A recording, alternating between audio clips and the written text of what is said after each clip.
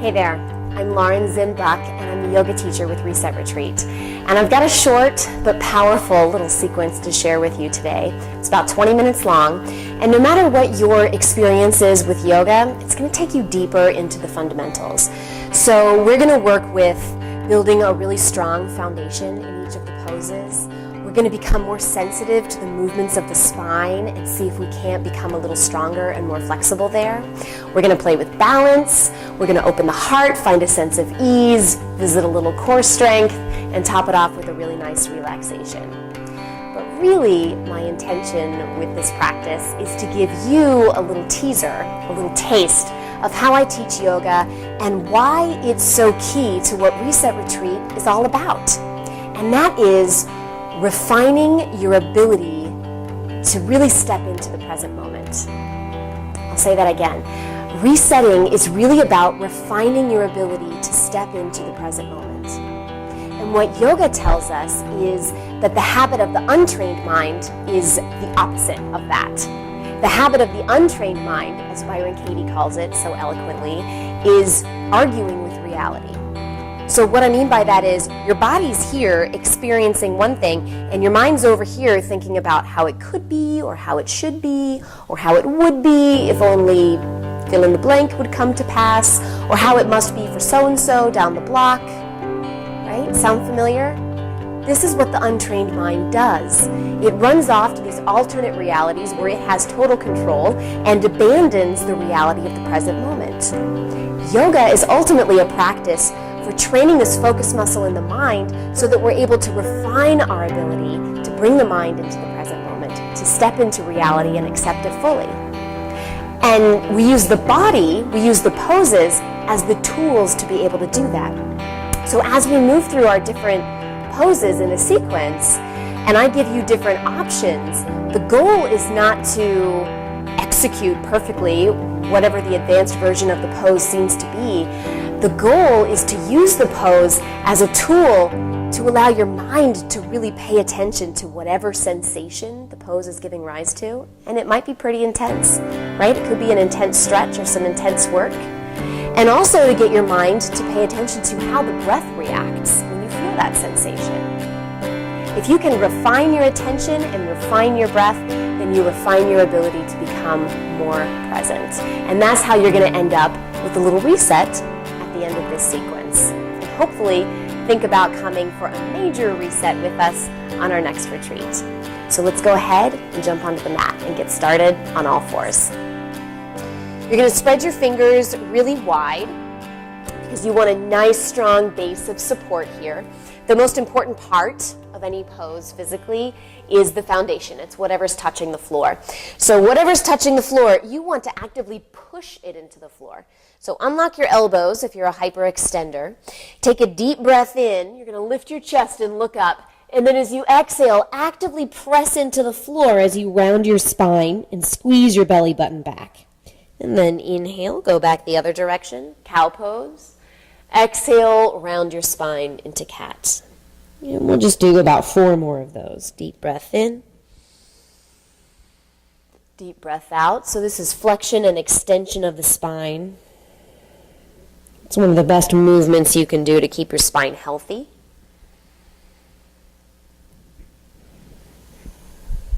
And on this last one or two, I just want you to notice where your thoughts are. Are you thinking about the sensations that are arising in your body or your breath? Are you judging them? Are you bored? Just notice where your mind's at. And then we're going to start to make it a little more difficult physically. So as you continue moving, so keep going through the movement, I want you to notice which part of your spine feels the tightest. Is it your low back, your lumbar? Is it your cervical spine, your neck? Does that seem the least mobile? Or is it your thoracic spine, which is this middle portion that runs between the shoulder blades? Which part is the tightest? Whichever part is the tightest, you tend to have like 3 or 4 vertebrae that move as a unit. And I would like you to see if you can begin to articulate the vertebra. Move each one in relationship to the ones around it. And if this is already easy for you, if you've been practicing for a while, you can make it a little more challenging by beginning with the tailbone. So as you inhale, lift just the tail, and then let the movement travel to the head at the bottom of the inhale. And then exhale, scoop the tail, and let the movement travel to the head. And then inhale, lift the tail. So your spine becomes like a row of dominoes or a wave in the Caribbean Sea.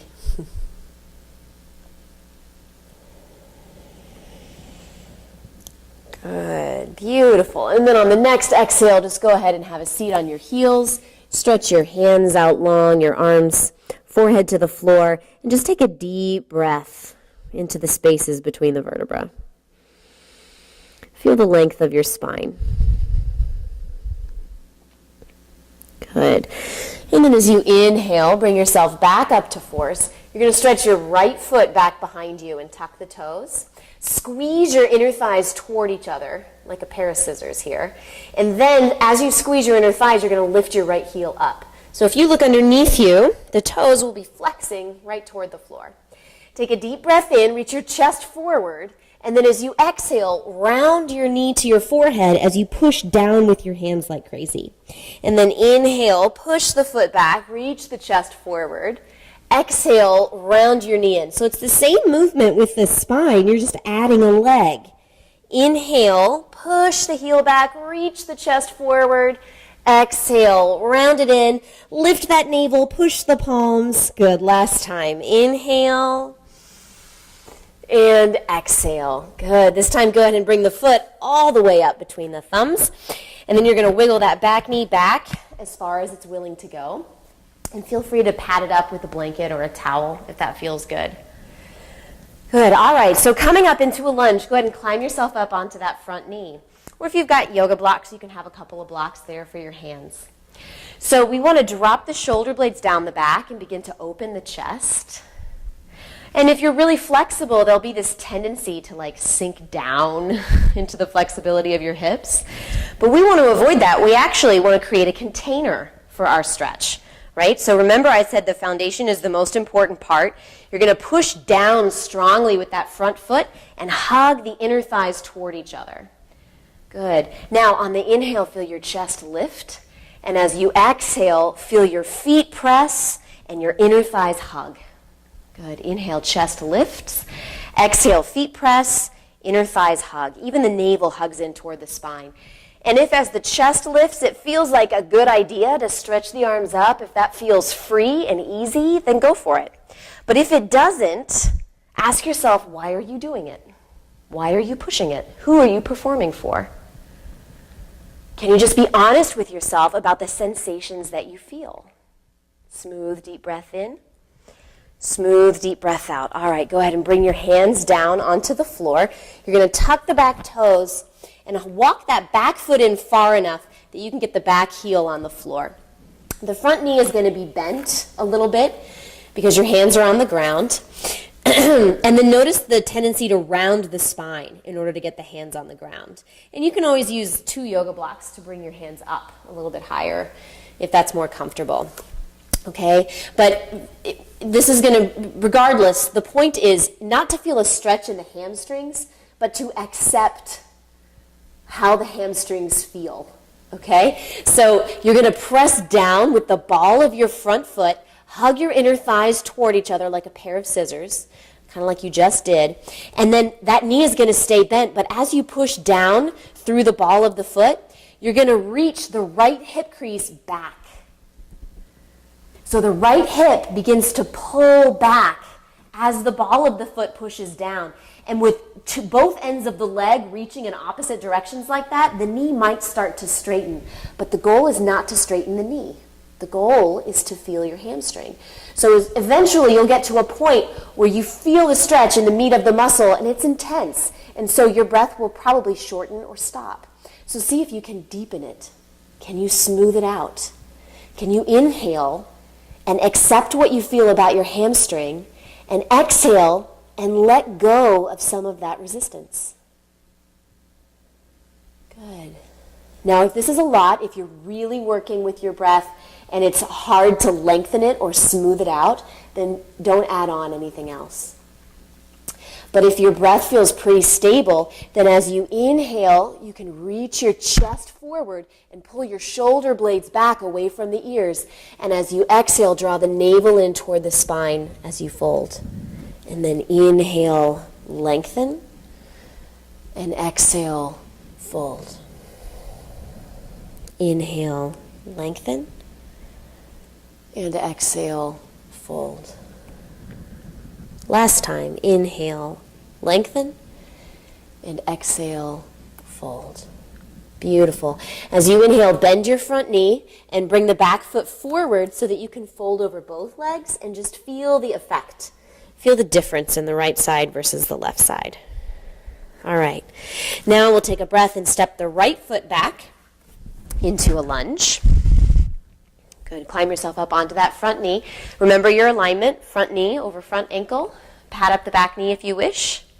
And then we're going to create that container for our stretch. So we're opening up the front of the right hip now, and we're going to start to feel lift through the chest. So as you inhale, feel that natural lift of the chest. And as you exhale, push the front foot down and feel both inner thighs hug toward each other. Good. Again, deep breath in. Deep breath out. Deep breath in, deep breath out. And if it feels natural to lift your arms, it should feel like the lift of the arms is an extension of the lift of the chest. It should feel easy and natural. 2 more breaths here. Inhale, feel that chest lifting. Exhale, press down through the front foot, strong inner thighs, strong navel. Last breath, inhale and exhale. And go ahead and bring your hands to the floor. Good. Tuck the back toes so you can bring that back foot in quite a bit. You want the back heel on the ground. The front knee is going to be quite bent to start, and your spine might even be rounded here. So just do your best. Push down through the ball of the foot, the ball of the front foot, and then actively reach that left hip crease back. So this is pulling back as this is pressing down. And as a result, my knee might not move very much, but I'm going to feel a tremendous stretch right in the meat of the hamstring muscle. Not at the attachment behind the knee or at the sits bone, but right in the meat of the muscle. Now, when you feel the resistance, notice your breath. Your breath is it's your greatest ally, right? If you're going to release unconscious tension, which is what this tension is, because you're not holding your hamstring with conscious effort all day long, right? If you're going to release unconscious tension, you have got to have a smooth, deep breath. So just work on smoothing it and deepening it out. And then if you want to begin to work with the spine, you keep the legs nice and strong, the inner thighs hugging, and inhale, stretch the chest forward, and then exhale, navel toward the spine as you fold. And this movement can be as big or as small as you enjoy. And we'll just take 2 or 3 more. Inhaling and exhaling. Inhaling and exhaling. Good. And then go ahead and start to bend the front knee so that you can take it back into a child's pose, hips to the heels, forehead to the floor. Take a deep breath all the way into the base of the spine. So sense or imagine that you could lift your sacrum, which is that flat bone right above your tailbone. Imagine you could lift that with your inhale.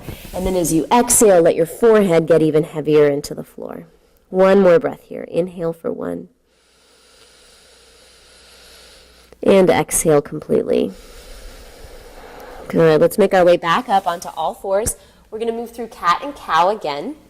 So feel free to do one of the variations that I already gave you. Either just plain and simple, inhale and arch, exhale and round, or maybe you want to start with the tailbone and let the head receive. Or if you want a bit more challenge, a bit more vigor, you're going to tuck your toes and let your knees hover 2 inches off the floor, no more, no less. And then as you inhale, arch the spine, and exhale, round the spine. And the challenge is, of course, not to move the knees. So whichever variation you're working with, go ahead and take about 3 more rounds.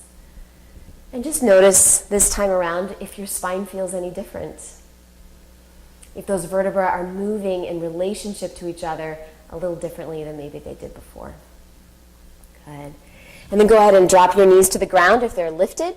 We're going to send the left foot back, tucking the toes. Squeeze the inner thighs toward each other. And then on an inhale, lift the heel. Good. As you exhale, round the knee in toward the forehead. As you inhale, the chest reaches forward as the heel pushes back. And then exhale, really press those palms. Navel hugs in as the knee comes forward. Good. Inhale and exhale. And inhale and exhale. All right, let's bring the foot all the way up between the thumbs. All right, so adding on to what we've already done, we're going to lift the back knee this time. You're going to take a deep breath in and stretch your chest forward. And then as you exhale, you're going to press down through that front foot, through that left foot, as you bring the right foot up off the ground. So just go ahead and find your breath here. You can walk your hands forward. That's generally the easiest with balance. Hug your inner thighs toward each other. So your inner thighs are drawing closer, and see if you can reach your heels in opposite directions. So the left one is pressing down into the floor. Remember, that's your foundation. You want to actively push that down while the right one is squeezing up. Now notice your breath. This is a balancing pose because something is off the ground. Has the breath shortened or stopped? If you want to play with balance, maybe you bring one hand or even 2 hands onto your standing ankle. Smooth, deep breath in.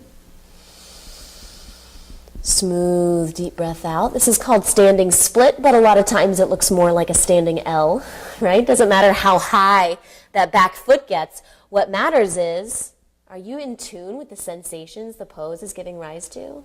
Can you feel that in your standing hamstring? Are you arguing with it? Are you arguing with your balance? Let's take one more deep breath in, and then as you exhale, lower that right foot to the floor and just feel the difference between the right side and the left side. You always know you're arguing with what is because your breath will shorten or stop. Right? Let's go ahead and step that left foot back into a lunge just for a moment. Take a deep breath in, reach the chest forward, and then exhale, push the right foot down to send the left foot up. So it's definitely easier to get the foot higher if you let the hips open up like this. But high isn't the goal. We want to feel center right here. So hug the inner thighs toward each other. Leave the hips pretty square toward the floor. And then squeeze, as the inner thighs squeeze toward each other, the heels reach in opposite directions. Right? Helps if you look forward a little bit with your eyeballs and then reach your chest in that direction. And then maybe you start to play with balance. One or both hands comes to the standing ankle. Notice your breath. Smooth, deep breath in. Smooth, deep breath out. Notice your thoughts. Are you performing for yourself, or can you just be present? Can you just be real with what's happening? I'll take one more deep breath in. And as you breathe out, you can bend that standing knee. Come on back for a well-deserved child's pose. Bring your forehead to the floor. Hips rest on the heels. And just notice as you come down into this pose, any sensations of pulsing, streaming, or tingling, heat. These are the sensations of energy, of prana. And the intention of yoga isn't just to get more of it, but to direct it. So see if you can send those sensations of wakefulness, of aliveness, of energy to every cell in your body with the smoothness of your breath.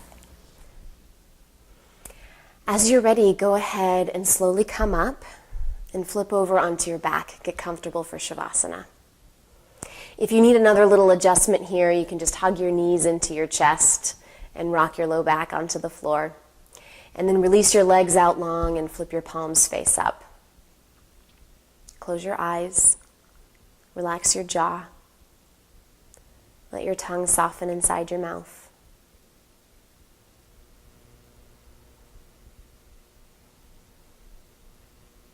And notice if there's still any remaining control of your breath. And if there is, let it go. So your breath becomes automatic. It's allowed to be as short or as shallow as it wants.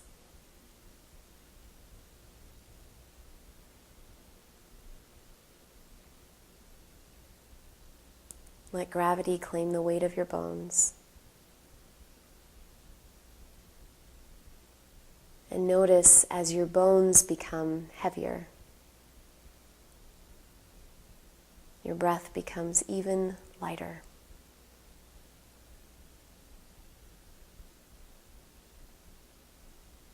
Relax here for the next couple of minutes.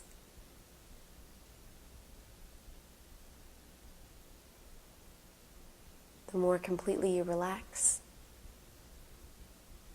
the more deeply you hit the save button on everything you just experienced.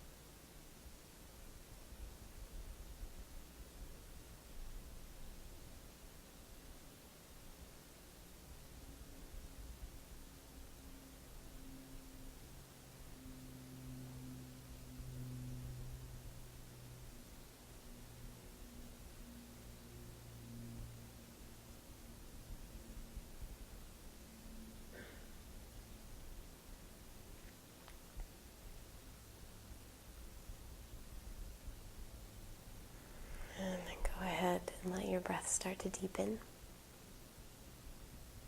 On an inhale, stretch your arms up overhead, and as you exhale, let out a little sound or a sigh from your mouth. And gradually make your way up to sit. That's it. Thank you so much for joining me. Namaste, yogis.